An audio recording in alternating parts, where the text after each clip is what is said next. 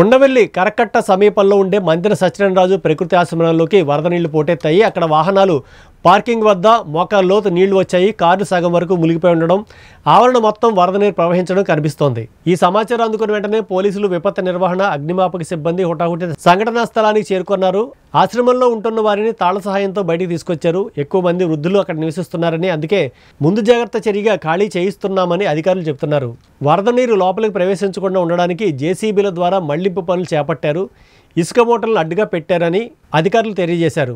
ఈ ఘటనతో మంచినాథ్ సత్యనారాయణరాజు ఆశ్రమం వద్ద కోలాహలం నెలకొంది.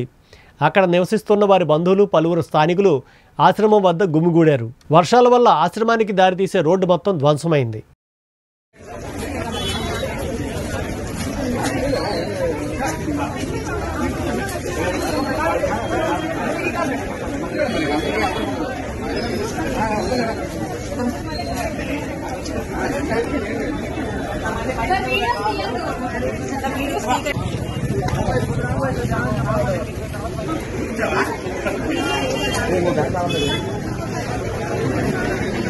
Jangan